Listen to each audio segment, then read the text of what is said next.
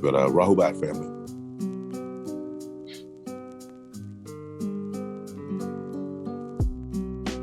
All right, let me do the affirmation, then we can get started.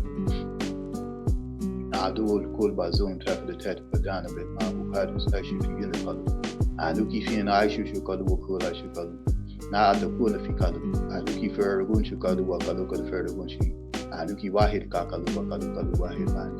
Luk aikilu anju kema fer gun shu kalu wa khub kama feilu. Luk aikilu a bueno kudik luk a fidu fi kalu kema tabu kama fadi kalu de emi fi kalu. Aluki kaba kalu kalu na luki kalu yaku lukeki kalu babu kemi kawu.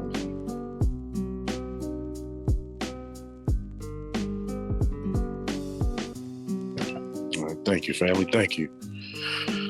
All right, welcome everybody. This is the Let's Set the Record Straight session class. We're gonna bring up the PDF for Let's Set the Record Straight here shortly. I was actually building earlier. And, someone asked me, like, let's set the record straight. Like, what is that? Right? Of course, we know it was, this was a scroll written by the master teacher. I first came in contact with it, I think, around about 1995, 1994. I think maybe 95, 96. But this scroll was a summary of what he had been teaching for years about setting the record straight about historically who we are. Now, we've been telling people, in the House of Who, we screaming Kushite, Nubians, because that's who we are. So this scroll, Let's Set the Record Straight, it gives the accountants of the migration and the misnaming of our culture on this side of the Americas, also in the African continent. So setting the record straight is just setting the record straight on our identity and who we are and where we come from and how we were misnamed. So Dr. York is basically exposing our names. I wanted to get some of this context into play because we often, those who are readers of the scrolls, we often read the scrolls and we read some of the commentary in the early beginning. And, most of us have this instilled within us from some of the early scrolls, who the master teacher is, his credentials. And I like how he said that prayer. Let's go back, brother, with that walk in the light prayer. Walk in the light of the sun as all can see you at all times. Bathe in the light of the sun as it does, heal all things. Take each step in its warmth as if the sun is your true loving parent. And think of it as the source of all life, as we all know it is. For without the sun, there would be no life as we know it. This we all know. Atum Ray. So the Atum Ray part of the perspective is really giving us the simple, natural facts. Number one, about light. And Dr. York had a series of tapes that really kind of raised me up and groomed me up, called the True Light tapes. And that light was to basically shine light upon the darkness and make those aware of his mission and who and what we are in this day and time. So when he came with the title, Let's Set the Record Straight, and he opened up as Atum Ray with this statement about the light, I knew he was revealing and enlightening us to a different level. Everything that I thought that I knew at this time about Native Americans or American Indians, right? It was always kind of fuzzy because I knew my personal family. We had Cherokee in our family. We had some Seminoles in our family. We had some Choctaw in our family, but I never really understood that concept of the Native Americans. So this scroll helped me understand who the Native Americans really are and who they really were throughout history. So I wanted to just kind of take us back to this Proverbs 11:13. A talebearer revealeth secrets, but he that is of a faithful spirit concealeth the matter. All right. So it was a certain time that Dr. York had to reveal these secrets to us. He already knew this, and as some of the students of the Tabernacle or Answer Allah community or the community itself, we always knew that the master teacher knew more than what he was teaching us at the moment, because he was taking us through certain schools and they were designed that way, right? Puzzle pieces. So when he came out and started breaking down, let's set the record straight, how we are the original indigenous people of America, the Kushites, we were on this side of things too before the continents drifted and thus became indigenous to this side of the hemisphere. So, when I discovered it, I thought that was some amazing stuff, because then it kind of set the tone to, Black people or Nubians or Kushites. Man, we were everywhere on the planet when the planet was being rediscovered and recolonized by Europeans. So, I want to go and open up and read some of the first author's notes to give people like the context, what Dr. York, what the master teacher was doing with this body of work.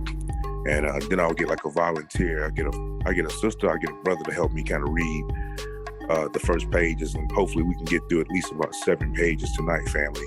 And if anything strikes a nerve while I'm reading it, and just ask to be excused and ask a question, man, jump in and let's really talk about this and break this down and get like comprehension from it, right? So I'm going to read some of the author's note, right? I'm going to read this. I want to say these first couple of paragraphs, man. He said, this is the author's note. This is about a Supreme Grand Master. I have devoted my visit to this planet to the resurrection of the mentally dead, which I affectionately refer to as mummies. Never did I know that the evil one had done such a great job with these people, both mentally and physically, as to have them hate self and kind. My greatest dilemma and hindrance has been the black devil, born amongst you, and by you, married to you, socializing with you, praying in the same sacred houses of worship as you, but secretly they have a spiritual pact with the devil, which makes it near impossible for them to totally surrender to the true word of God. Their very nature won't let them. It's in their seed from Genesis 3:15 and 1 Peter 5:9 through 10. It's not about race when it comes to the devil, but for the few chosen. Okay, but for the few chosen, from the many called, I sift to find those beings that wish to become one with the Supreme in all. Those that wish to know the way, the truth, and the light to our Heavenly Father, creator of all, and his chosen anointed one. Psalms 2:2. The kings of the earth set aside themselves, and the rulers take counsel together against the Lord and against his anointed, saying, so I, noble Dr. Malachi Z. York L., 33rd degree to 720 degree, Grand Alam Mufti, the true potentate, 1 Timothy 6:15, which in his times he shall show who is the blessed and only potentate, the King of Kings, the Lord of Lords. And as I known throughout the mystical schools, the incarnation of Tehuti, Thoth, student of the great tomb known as Atum Re, the first point of resurrection from ignorance to right knowledge, to right wisdom, and the right understanding, the Amen, Revelations 3:14. Apologies, I have blended in with each of the religions most interesting to my people. I've lived as one of them, practiced as one of them in order to reveal the misconceptions of these doctrines that have plagued and diseased the minds of my people. Many take offense to that practice, but I'm sorry, the truth must be told, for the very soul of God is at risk, right? So you go and you read further down, and we can go into this, family, because the master teacher is actually, he's kind of summarizing, the whole journey of right knowledge, wisdom, understanding through the different schools. And he goes down and goes into, amongst the Arabs of Al-Islam, the degree of Mohammedanism, I was known as As-Sayyid Isa Lahadi al-Mahdi, or simply Imam Isa, being fluent in the many dialects as well as the classical Arabic language, Galatian and Syriac language. Without biases in favor of the Islamic religion, the Quran, or Quran, from Syriac Arabic into English. I sat beneath the great Shaykh as a student, one of which was Mahmud Muhammad. Mahmud and the great master Karama Shaykh al-Hassan of the Kawati order of Sufis out of the Sudan, as a Mahdiya or Ansar, as a Moorish American under Noble Drew Ali as M. York L. I republished, and revised the Holy Quran Circle 7, their connection with the Nation of Islam. Can y'all hear me well? Oh my God, I can hear you. All right, family. All right. Well, family. Nice to see you in here.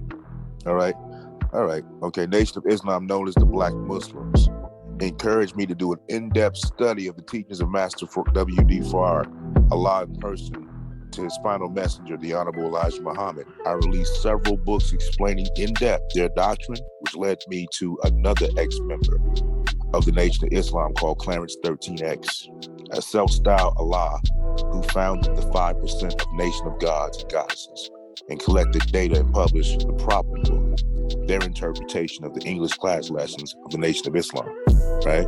Amongst the Hebrew Israelites. While in the degree of Mosesism, I was known as Rabboni Yeshua Bar al-Hadi, right? So, and I'll just say something right here, family. Me coming in to the Nubian nation was right after the Ansar Allah phase, coming into this, like the Hebrew Israelite or the Nubian Islamic Hebrew phase, when he was teaching the school of Judaism, right? I remember some of the first videos I seen of the master teacher was a series called, it was a videotape called the Elohim, and he was in upstate New York, right? And he was teaching, and the way that he was teaching, it was just so profound that I knew that the tapes that I've been listening to for years of the audio, that this dude was that guy, right? Like one of the wisest persons, right? So amongst the Hebrew Israelites, while in the degree of Mosesism, I was known as Rabboni Yeshua Bar al-Hadi. As a Hebrew, I had my bar mitzvah by the great Rabbi Matthews of Harlem at the age of 13 through the school of Judaism. I translated the Torah and the Psalms from the ancient Aramic Hebrew into English, right? Amongst the Christians, and still a Christian, in the degree of Christism, I was known as Reverend Dr. Malachi Z. York, pastor and founder of the Egyptian Church of Christ, or Christ, Inc. Through the School of Christism, I translated and explained the book of Revelation from the Galatian Arabic and the ancient Greek to reveal the false teachings by Paul of another Jesus, another gospel, Galatians 1:6, and another spirit, a whole new religion taught to my people, and they accepted it. 2 Thessalonians 2:11. The very name Christian was not that our Lord and Savior calls his followers. The word Christian came from Antioch in Acts 11:26.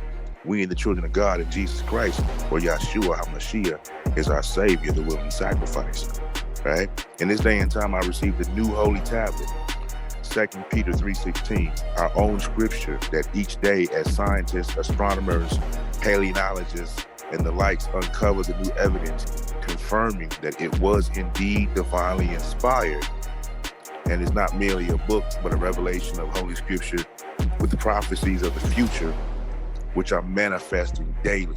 This is very important because we have that Holy Tablet class on Sundays, y'all. So a lot of these things in the tablets that we'll get to, you're going to see them manifesting every day. As I translated the book of Coming Forth by Day, called the Egyptian Book of the Dead, from hieroglyphics as Amalubi Ruakta. I also revealed as a series of books called Behind the Nine Ball and the Bible Interpretations and Explanations.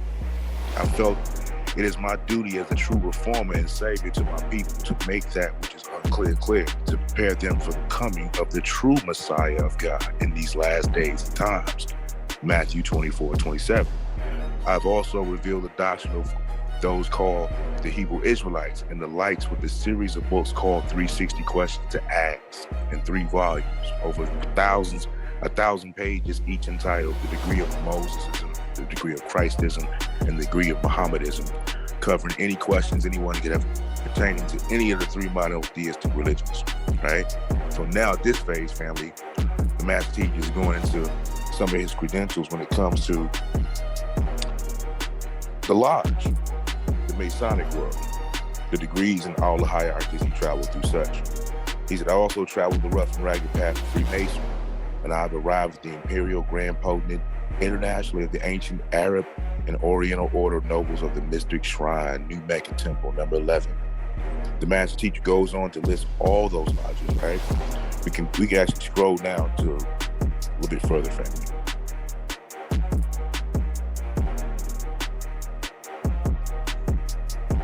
And we got this PDF available too, all right? So now he goes into his travels throughout the world and who he sat with. The travels took me throughout the world, from sitting with the mystics and the monks under the Tibetan master Lama Mat Kokuma of China and the Grand Lodge in Cairo, Egypt, Northeast Africa, to being a member of the Rosicrucian Order since 1974, as well as Astara Mystic Order since 1975.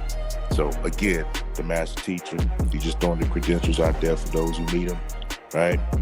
And how he traveled from the White Lodge and all these lodges. He's just showing you his credentials and his steps. For those of y'all who are familiar with the Masonic side of it, this might be, something that you're interested in. For those not, it's just showing you all his credentials from those lodges and beyond. All right, so let's go ahead and scroll down, family.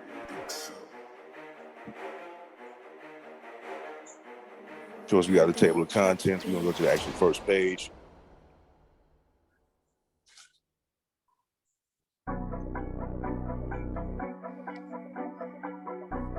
All right. This is the introduction to Let's Set the Record Straight.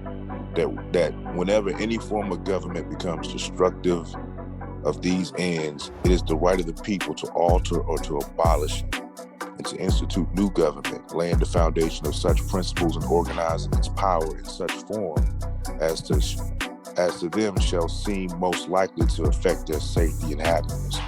Basically telling the people to take charge if the government doesn't have representation for them. This is the second paragraph of the Declaration of Independence. That was Congress, July 4th, 1776. This is just something historical, family.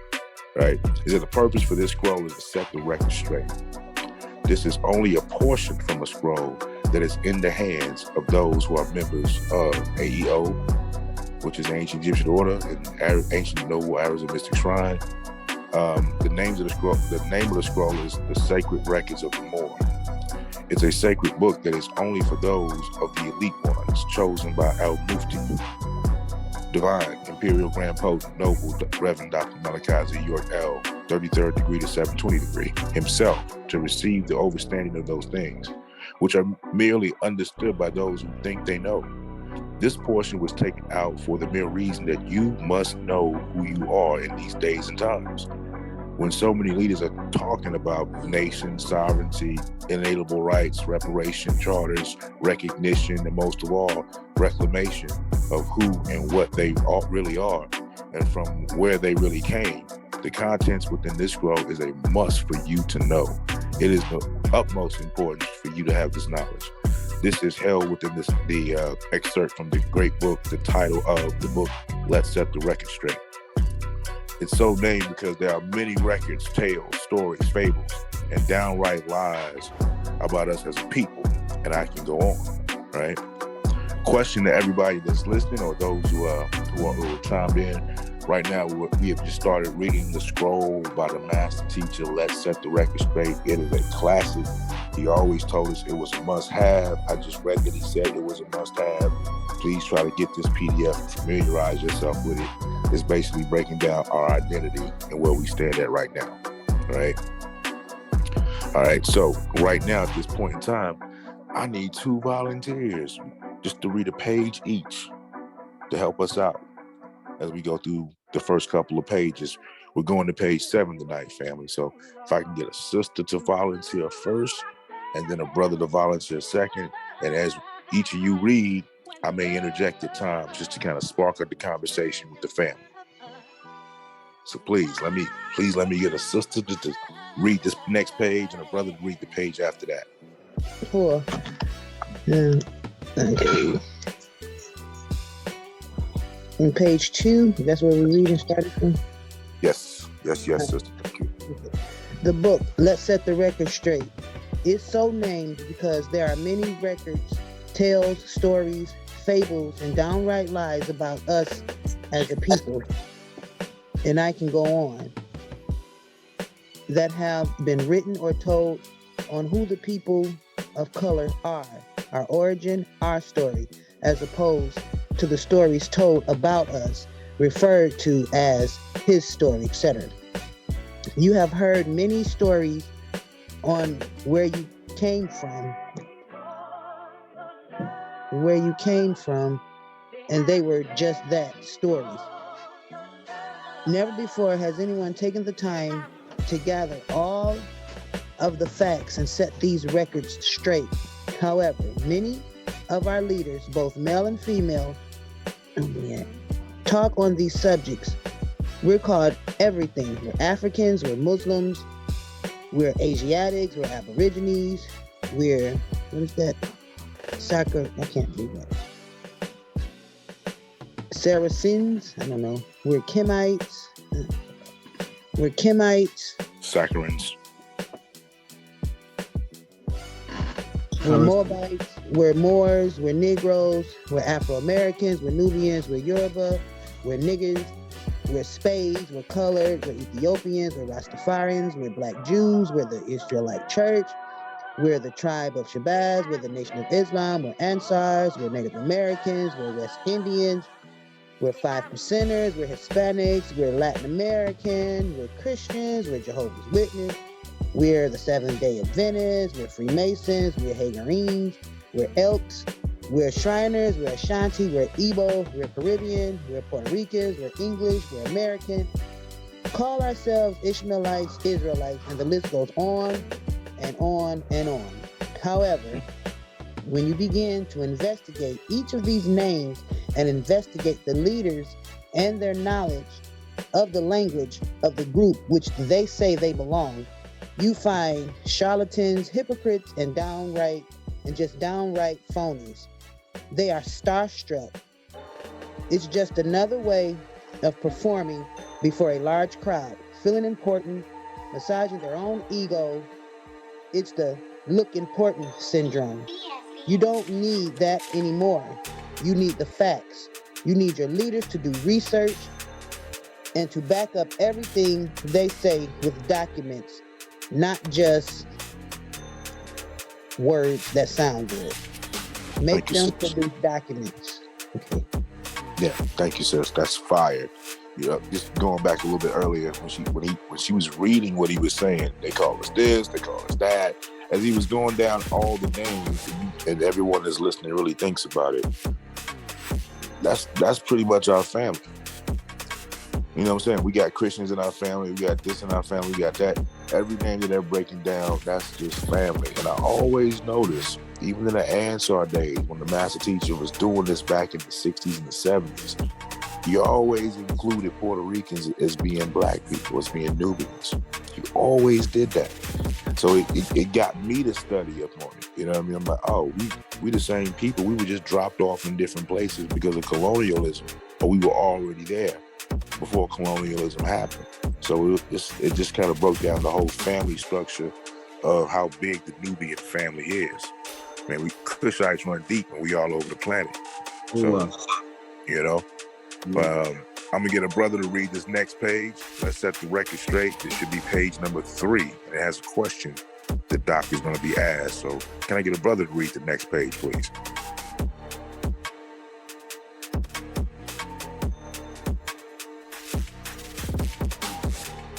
All right, well, hey, I'll do it for now. I'll be the brother.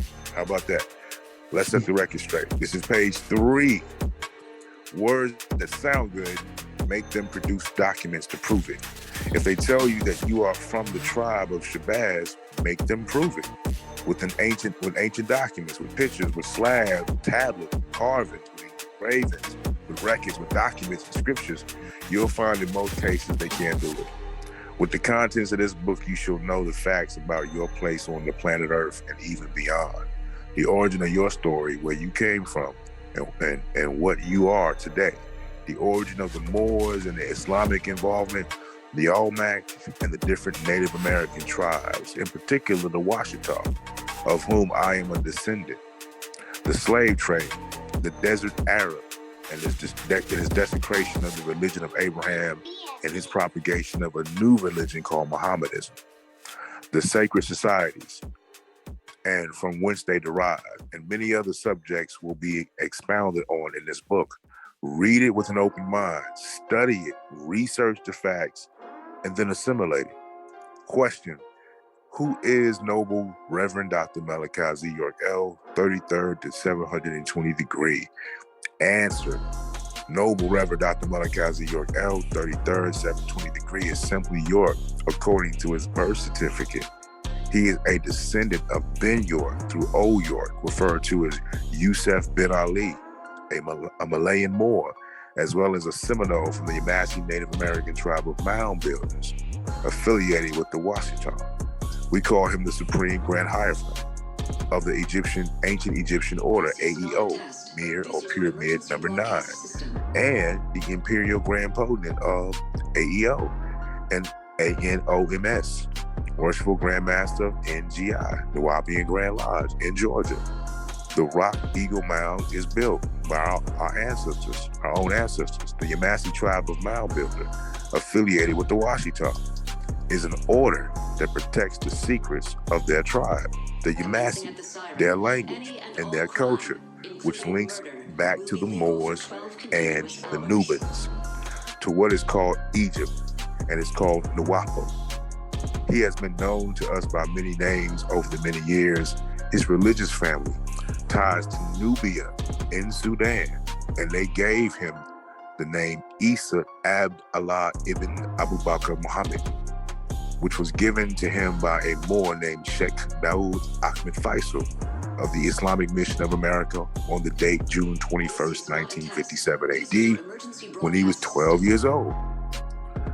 Scroll down, this shows that document given him by Sheikh Daoud, right? This shows a master teacher as a young man, 12-year-old, as a kid, right?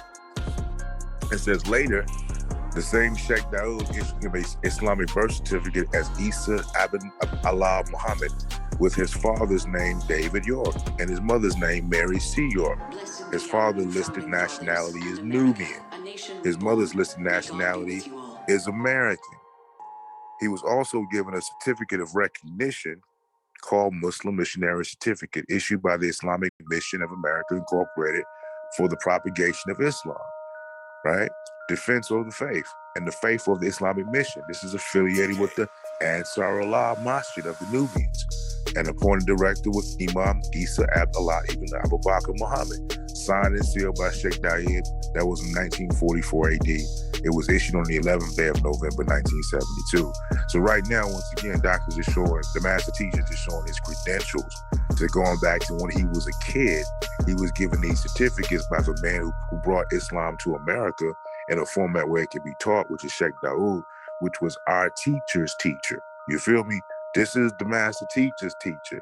The Sheikh Daoud was that guy to our master teacher. He influenced him to do what he did and start these missions, right? That's Sheikh Daoud right there. Isa ibn Allah ibn Abu Bakr Muhammad presented Sheikh Daoud with the birth certificate as issued from Boston, Massachusetts, with his mother's name Mary C. York and David P. York, with the birth date of June 26, 1945, and the name simply for the child was York. So it's clear that Sheikh Daoud in the year 1957 gave him the Islamic name Isa Abd Allah ibn Abu Bakr Muhammad when he joined the Islamic Mission of America Incorporated. He later became known as simply Imam Isa and Isa al-Hadi, right? Bear in mind that all of these are the same names, just in variances. Finally linking the Ansarullah community with the Ansars in the Sudan through one Saeed Sadiq. This is the great grandson of the Mahdi, right? He was visiting Sudan. And tying into the link to the family of the Mahdi, he picked up the name Isa al-Hadi al-Mahdi, attended the university in Khartoum in Sudan and the American University in Cairo, Egypt, right? Let's go down a little bit further on this page because I want to elaborate and talk about this a little bit more, because the way it's worded, it makes it seem that he picked up the name. No, he didn't pick up the name. That's his family's name, right? I always was taught that the Mahdi name is the name of his father's side of the family, right? So he was also bloodline. This is why you see the master teacher and then you see Sadiq, who's the prime minister of Sudan, in the same picture, because they are related. So he became the leader of the Nubian Islamic Hebrews. This is the Ansarullah Community Incorporated and chartered in the United States, known as the Nubian Islamic Hebrew Ansarullah Inc., May 18, 1973. Let's scroll down. That's a famous. Can I make the interjection right quick while you on that part? Let's go ahead. Let's go. Okay. Can you scroll back up to where it said that Sadiq came to New York? Right there. You say through one Saeed Sadiq, great-grandson of the Mahdi, visiting Sudan and trying to link into the family of the Mahdi. So I don't know if y'all are familiar with something called a family redeemer, but any one of the royal bloodlines, they got to have a family redeemer. Saeed Sadiq would have been appointed to keep track of all of the children of his brother. And when his brother passed on and they looking for that family redeemer heir, they got to have his father's blood, but they got to have an Earth Queen's blood too in order to be a rightful heir. So Saeed Sadiq coming to give him his name, his father's name, is the same as giving him a baptism into the family and recognizing him and giving him his father's right of rulership. This is what that means in the royal families, ancient code of kings. Right knowledge, that's true.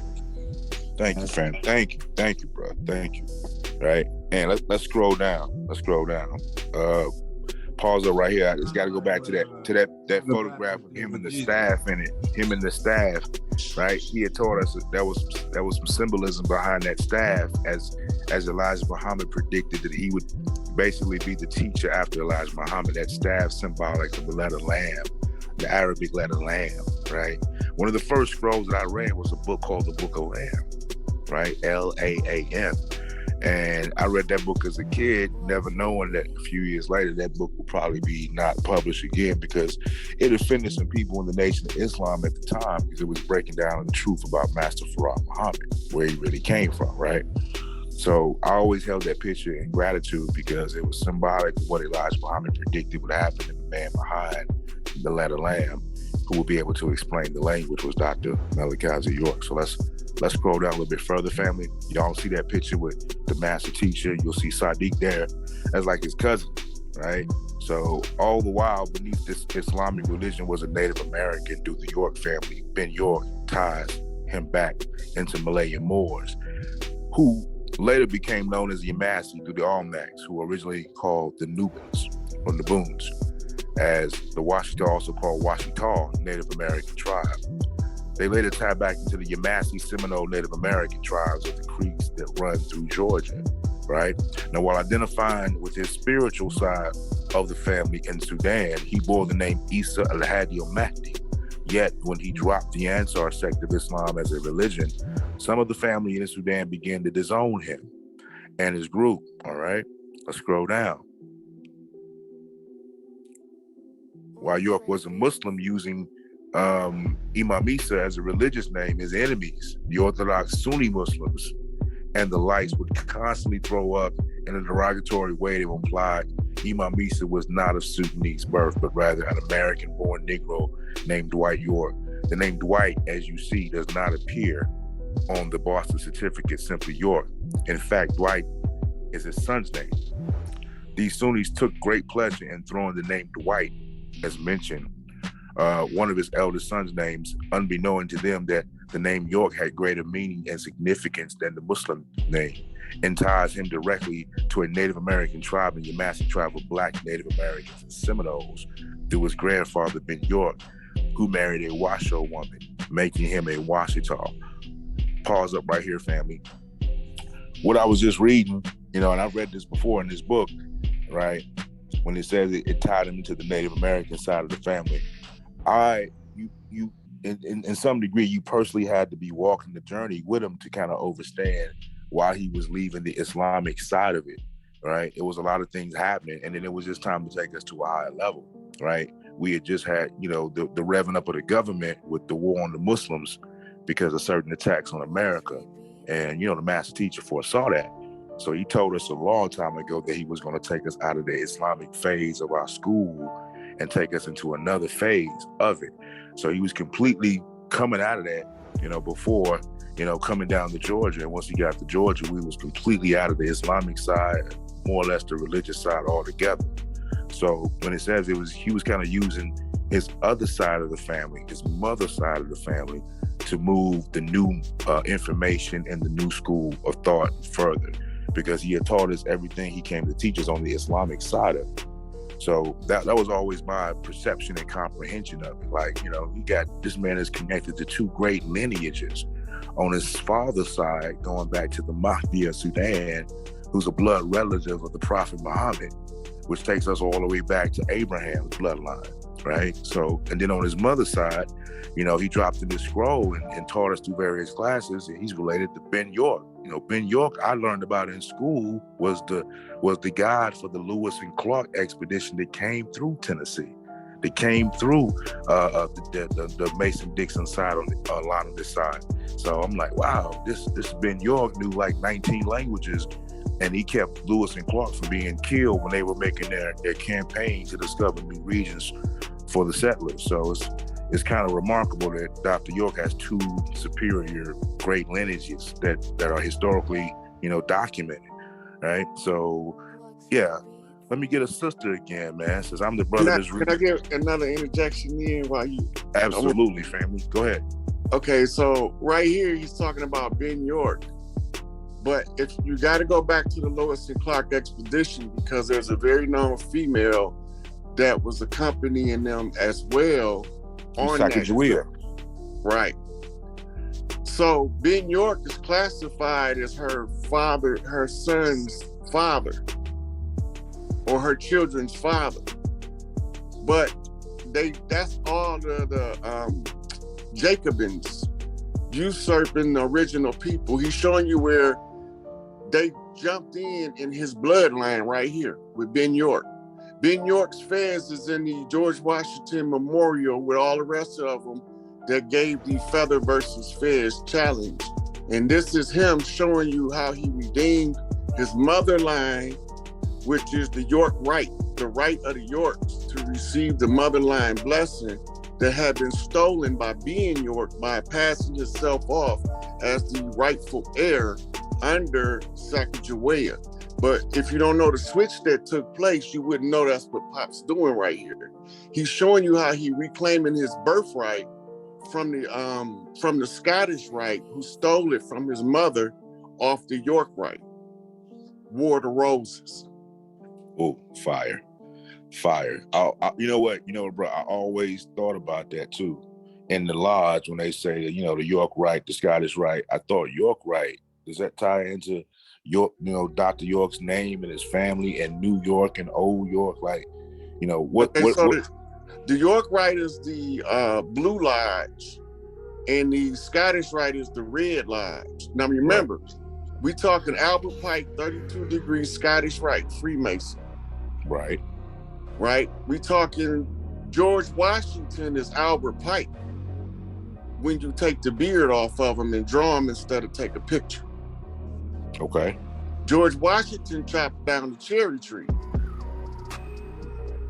The cherry tree was the Cherokee, which was a fictitious name of a tribe used as a catch term, exactly the same as Moore was used to deceive the people of the land into not knowing who they was. So what Pops did first, he went through the ancient Arabic nobles of the mystic shrine and redeemed his fatherline. That gave him sole control of the Blue Lodge, York Right, once he finally redeems his motherline. He got to get his motherline out of the domain or the control of the 32 degree Scottish Rite Freemasons who had usurped it. This is the usurpation that he's telling you right here. Because being York was the one declared our land vacant in order for them to exercise squatter rights and salvage rights. Pops notice. So this is the decoding to that. Right. So this him saying, hey, motherfucker, give me my shit back. Right here in black and white. That's what he doing.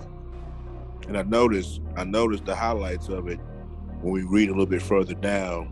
It says Black Eagle in his Native American name from the Washita of the family York on his mother's side of the family, being she was related to her husband David P. York because they all intermarried and first and second cousins. So his family name included Miller out of Louisiana, William and Fletcher out of Pennsylvania, Washington out of South Carolina, and finally York from Boston and Virginia. This name York tied him directly into the Native American bloodline of a great man named Ben York, son of Old York. Right. So this is how they stole, because the guy that he's talking about when he's saying Ben York, name isn't Ben York. It's a whole Arabic name. And they the ones who stole his birthright. If he don't run into them, he can't reclaim his birthright. He got to run into Ben York.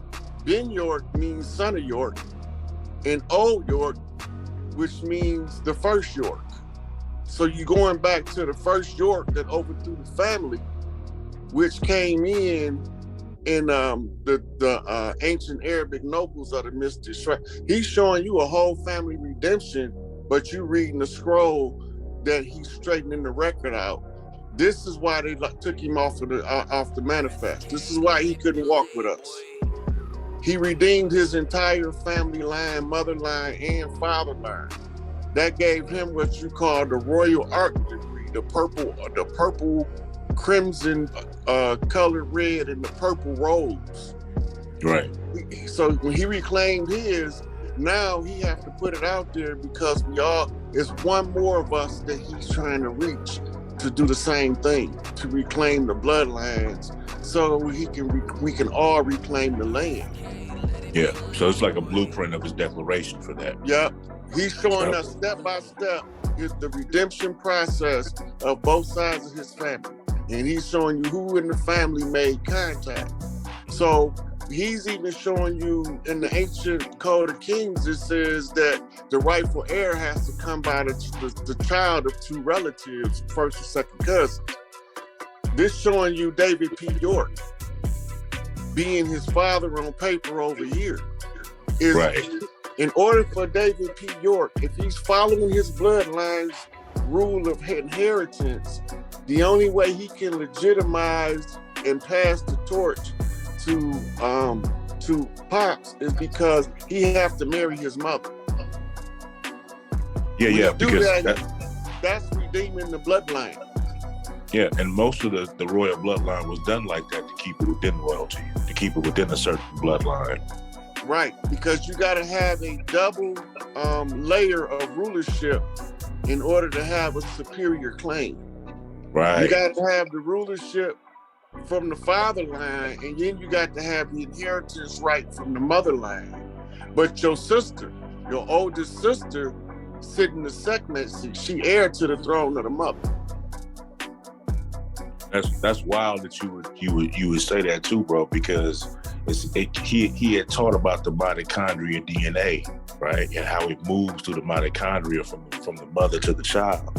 So I always thought, okay, I know he was leaving putting the publicity on his father's side of the family because he did it so much, he did it so well, in the Ansar Allah community.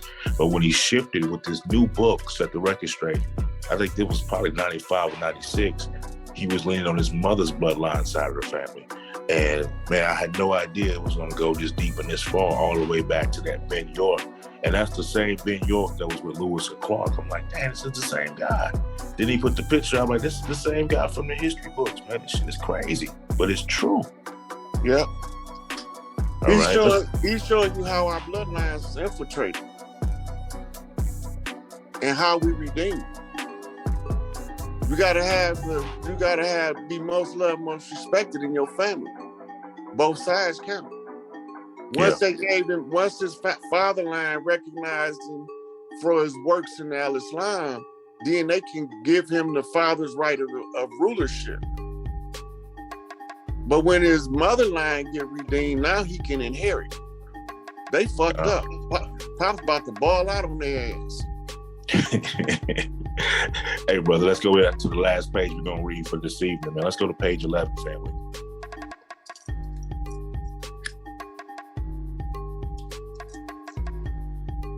So that's the diagram, the document, the descendant of the Yamasi Native American with the Moorish Malaysian Moor. Ben York also married a Shoshone woman named there it is, Sacagawea.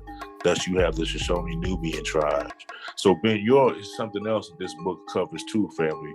When Ben York was going and showing basically Lewis and Clark how to survive and navigate through the new frontier, he was marrying a bunch of Native American women and producing children with them. So, a lot of those tribes have Yorks in them based on Ben York going and marrying multiple women and having kids by him. But one in particular is listed here, the Shoshone woman named Sacagawea, which ties into Brother Hayes was breaking down. So let's just scroll down a little bit further, because I've seen this before many times. That's the Boston birth certificate that Pops always showed to signify that his name was York. It wasn't anything other than what the people were always trying to say his name was. Even with the so-called fake kidnapping and the whole case right now, they always try to make him a Dwight York. But let's go back up one more moment, family. Let's show that birth certificate or that certificate one more time. It always had York on that birth certificate, right? You see it at the top, at the very top is York. So this is the legality of the documents that he had once he came over here as a kid. It wasn't Dwight York. It ain't been nothing else but York. So, for them to say that he's anything other than what he is, I think that's going to come to head too, family. So let's scroll down a little bit further. Right. That was always the picture of Chief Black Eagle, Thunderbird Black Eagle, the United No African Nation of Moors. All right. And we scroll down furthermore. It's also talking about what we just mentioned, the Lewis and Clark, right? Company, as a matter of fact, I'm in Tennessee right now. We have a city in Tennessee called Clarksville, which is named after Clark from Lewis and Clark. So Ben York did bring them through Tennessee, and it's a lot of towns that were influenced by his travels here.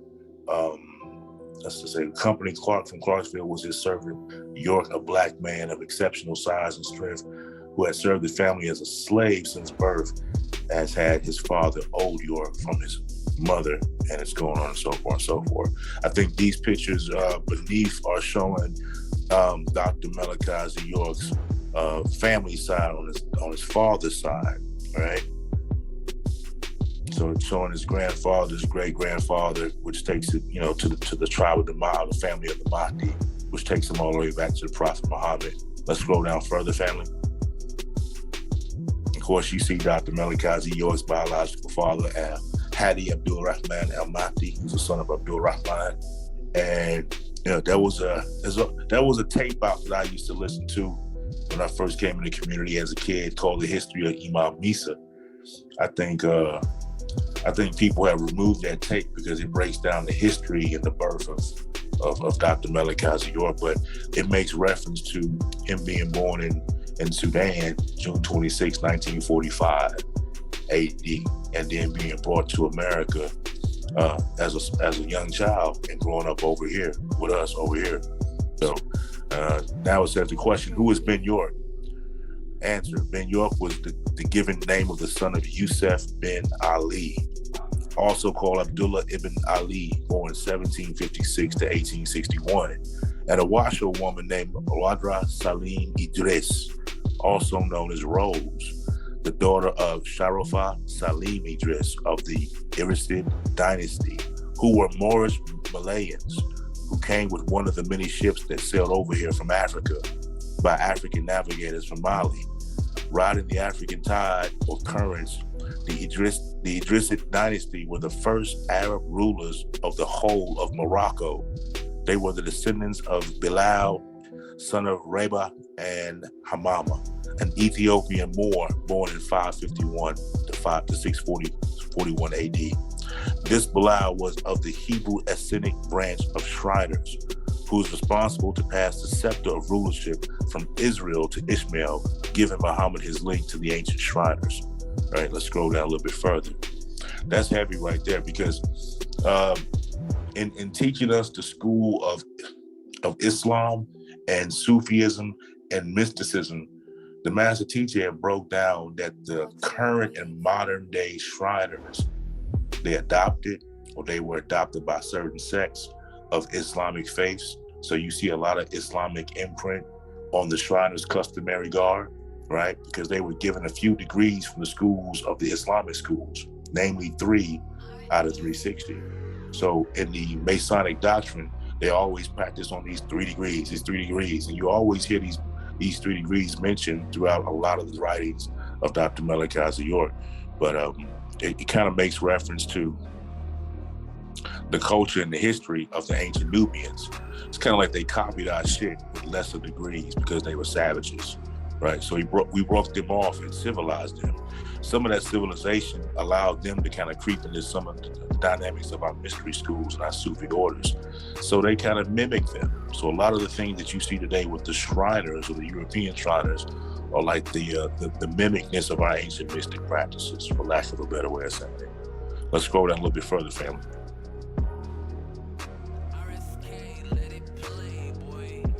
This is what I want to get to. Brother of Said called Sharifs, the noble.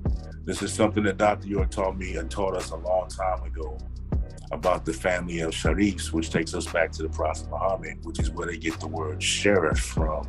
And the sheriff symbol has always been a 6-pointed star. When you see that 6-pointed star, it ties you into the Sharif family and the nobles of the Prophet Muhammad's side. And that 6-pointed star is the same 6-pointed star that Muhammad used going all the way back to Israel, the 6-pointed star that David used, right? So question, what is an African tide or current? Now, I'm not going to go through that right now because we're going to scroll down a little bit further. It's going to break that down about the currents and how the Moors sailed over here. Let's scroll down a little bit further, family. All right, the Idrisid dynasty came from, right? And this is what I always find fascinating because, you know, me and Brother Ibrahim, we talk a lot. And he said, where did the Idrisid dynasty come from? From the descendants of the Ethiopian named Bilal, right? Bilal was the companion of the Prophet Muhammad of Arabia, right? Had a copy of the original Quran handwritten into Moroccan script called Maghrib to preserve it. Bilal moved to Morocco after the Prophet of Arabia's passing in 632. When men sought to destroy all the copies of the Quran, so Bilal had a copy and went to Morocco, and to Sayyid Amir Mu'minin Ali, right, which is I think the son-in-law and cousin of the Prophet of Arabia, went another direction to Kufa, and he had a Quran changed to Kufic and Farsi, each with a copy of the Quran hoping to preserve it. Bilal settled in Morocco with his family and preserved his copy of the Quran. It is a copy of the Quran that Bilal had that Old York made a handwritten copy from and brought to America, which he later passed down to his son Ben York, which I, as a descendant, have in my possession today. Well, first of all, this whole paragraph is fire, right?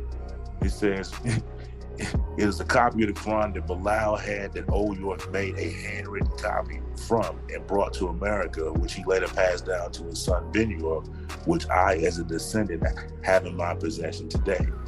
So when we go back and he said he translated, you know, the Quran, or the Quran, you know, and I had a copy of that Quran when Dr. York translated it too.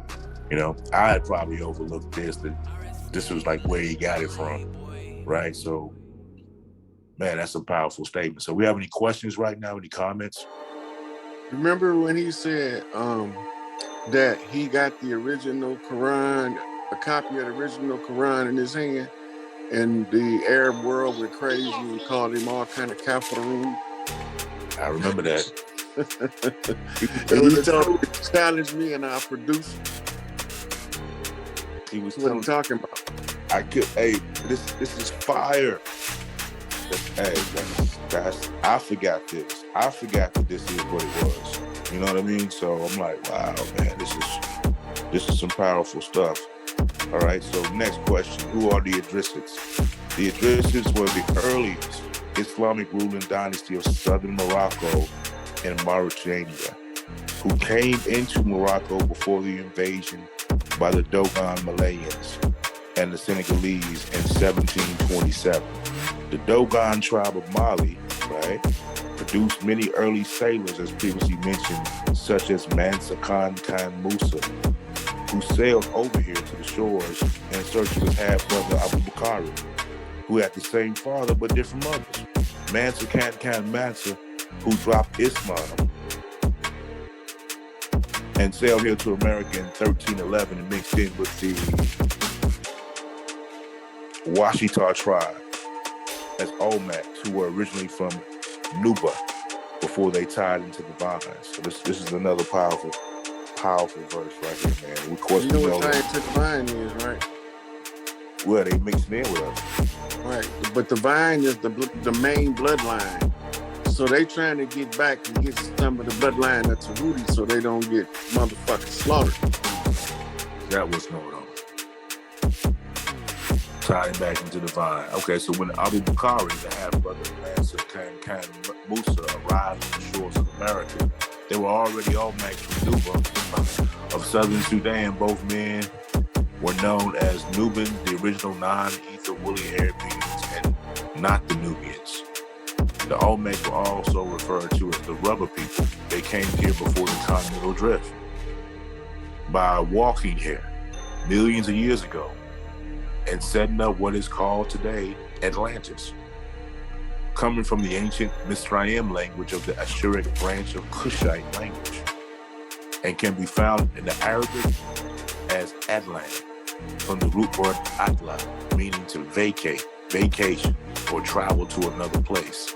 So they named the place Adlan, which became a Mexim from Hexing and Aksum, and one for North America, which was Atlan.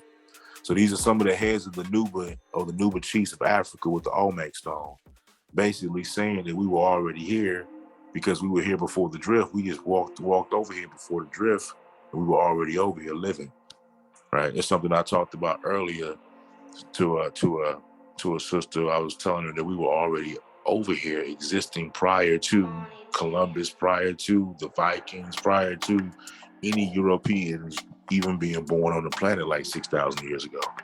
All right, so let's go down to that 19th page.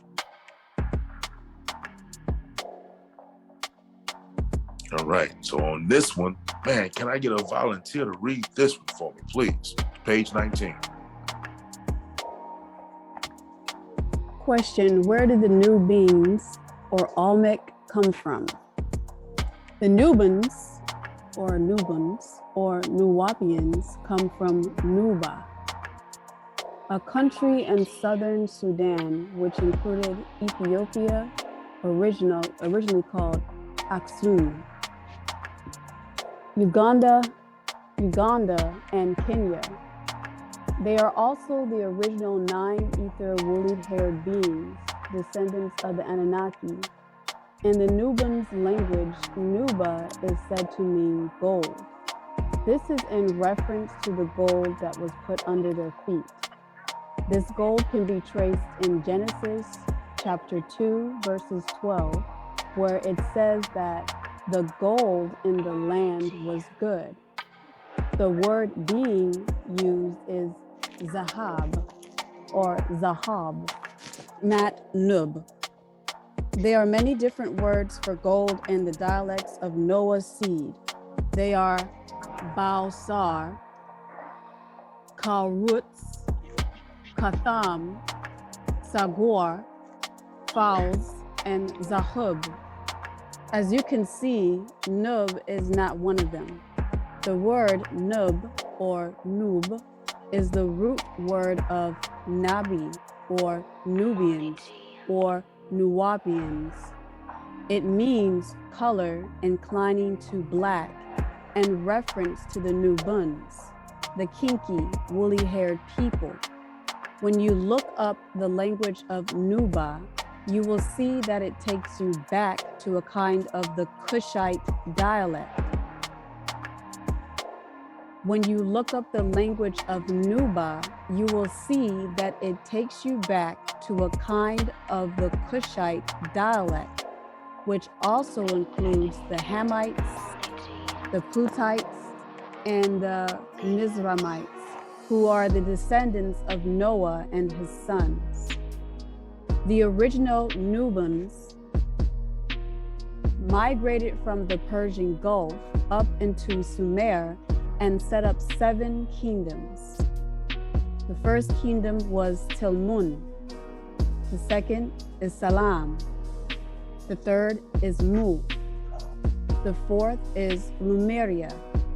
5th, Kodesh. 6, Nippur. 7, Ashkelon.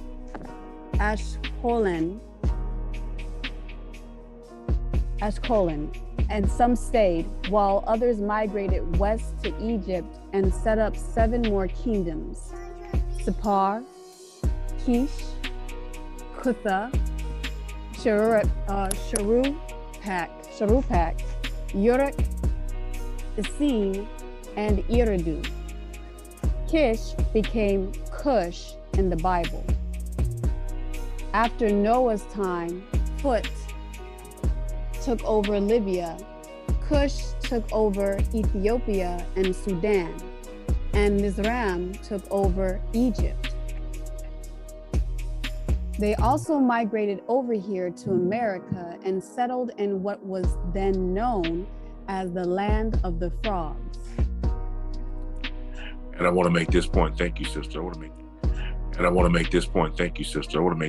In recent times, I think it was my son that he brought to my attention that they've been uncovering ancient Nubian pyramids, hieroglyphics, Sphinx in the Grand Canyon. Like right now, they've been unearthing it, and that's all ancient Egyptian artifacts. So that kind of ties into the proof that they came over here in this line right here, migrated over to America and settled in what is now known as the land of the frogs. Those are Algonquia. So yeah, those are facts. And the 7 kingdoms, we can go deeper into this in so many ways, but initially, some of these 7 kingdoms became current nations in the biblical times, like Kish becoming Cush for the Cushites, or the modern Cushites from the biblical time.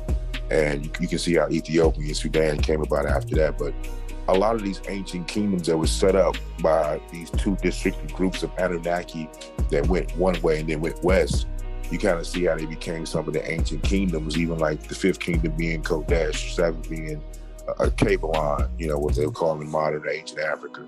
But it's showing you the different tribes and how they migrated and set up. Go ahead, brother. Yeah, I just want to emphasize that he said that all of them spoke a kind of original language, a kind of Kush language. Just emphasize on that Kush, which means black too. Absolutely. The kind of Kushite dialect, which is who we are. And we keep reiterating that in the House of Who, going back to the Kushites of who we are.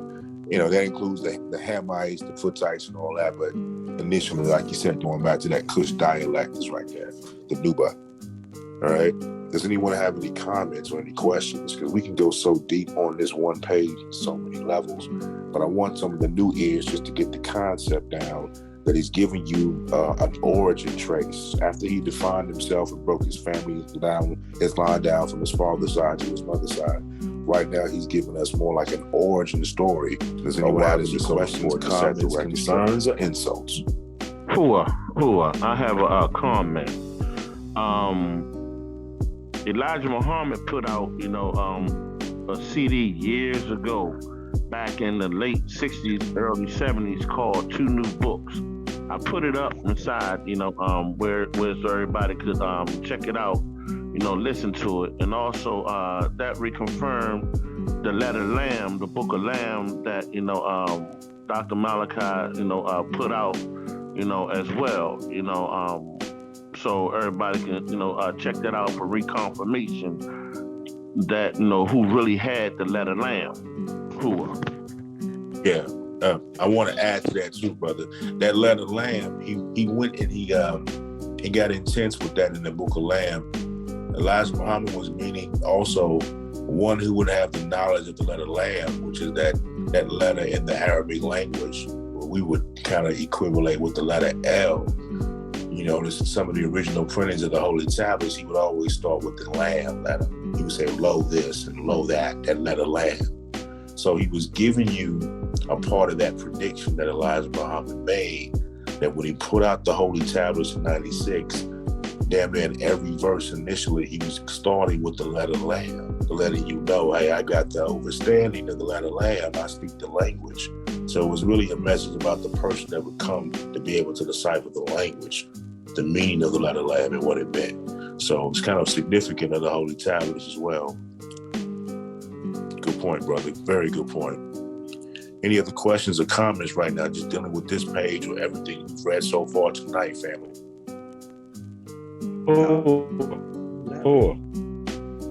I wanted to say thank you for a lot of clarification about the vine and about George Washington chopping down that cherry tree, and several other things that I've heard so far. It's been very enlightening on the history in my head. I'm making it all connect together about the bloodlines and all that. Right. I'm gonna have to hear this a couple more times to get it all to soak in real good, so I can get a better understanding to it. But it's a lot of clarity going on within my mind as I hear this. I just want to say thank you. Hey man, you very welcome, man. Let's add this to your mind before we break for this particular session here in about a few minutes. We're gonna stop at page 19. That's always significant because of the seal, right? But it's gonna go into after this who the Olmecs were. And I talked about this to a sister earlier about the Olmecs and how we were already on this side of the hemisphere before any European exploration existed, before they even got over here. Right? I was explaining that around about the 11th century, right? Because we all know that the stories they tell us about Columbus coming to America, Columbus sailed the ocean blue in 1492. Well, prior to that story, right, we were already over here as Olmecs, or what they were called natives or Native Americans, indigenous. Well, the Chinese people, the Huixing dynasty, sailed over here to the Americas and hit the shores of California, in the 11th century. And so we started mixing, they started mixing in with the Olmecs, right? The Chinese bloodline from that dynasty, right? In with the Olmecs in the 11th century. And we started to produce children tribes of the Olmecs, which is where you get the phenome type for a lot of the Native American cultures that Europeans have been pushing on us through imagery for like the last 200 years.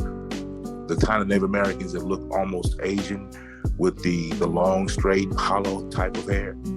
That's the image that they were pushing on us because they were more alkaline. They were more, the phenotype was the opposite of more African or Negroid type of features, which the Olmecs definitely had. So it just kind of shows you too that they'll take the lightest amongst us and promote that as the narrative. Just another form of their white supremacy. But the Olmecs were already here. We're going to get into that in the next couple of reading sessions of Let's Set the Record Straight, family. So this is a powerful book. I ended up losing track of this book once I loaned it out years ago, but I'm glad I got the PDF. So, brother, you have a question? Cool. This is Salim now. I'm always going back to the old school thing, even though it's no such thing as an old school thing. That lamb, I'm going to go back to that for a second. All and right. how that lamb was actually a banner that Pop put out. Oh, wow. And the significance of that banner is that when it would fly in the future, that would be a sign that all of us should gather under it. That would be the call. And I think the energy that we're putting out, I actually hear that call. I think we need to research that maybe some more so that everybody get a quicker and better understanding of it, because I could see that banner going over our heads now. That's powerful. I'm with that, brother. Let everybody take something from this. That lamb letter, some insight, even some of the things that the other brother shared about George Washington, man. That's why, absolutely.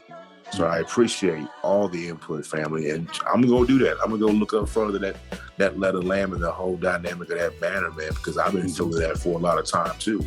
I mean, the master teacher, he been gone for like over 20 years, man. It's like, damn it, enough is enough. Let's do something.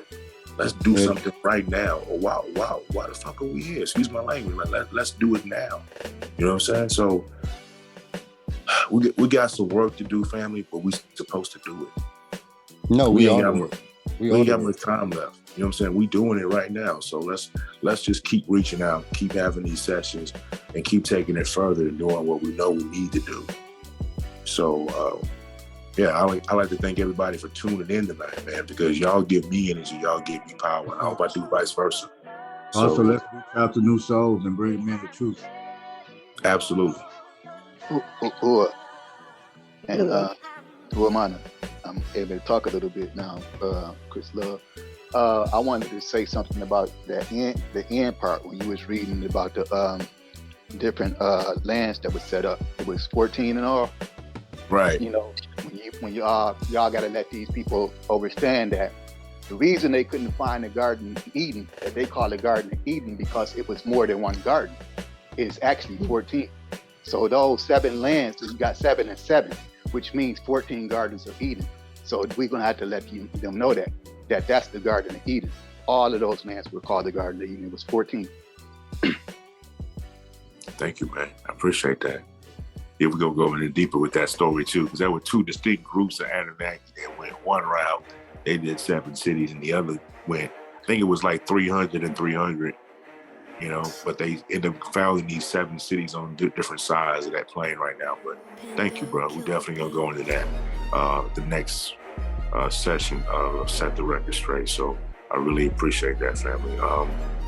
Yeah, brother, can you close us out? Can you definitely close us out with the affirmation, please? Cool. Abdul Kul Bazum Tat Badana Ma Badis Aishu Pinokon. Anuki Fina Aishu Shukalu Wakula Shukalu. Na Atakuna Fikalu. Anuki Feragun Shukalu Wakaluka Feragushi. Anuki Wahid Kakalu Wakalukalu Wahid Mani. Nuk Aikilo Anjilu Kama Feragun Shukalu Wakama Fade. Nuk Aikilo Ahoino Kodik Luka Vivi Fikalu. Kama Tawuka Makafagi Kalu Ami Fikalu. Anuki Kaba Wahid. Kalu nanuki kalu yahud kekilu kalu bamu tabi kaun fi kaun fi. Thank you for joining us, family. Have a great night. Wado. Wado.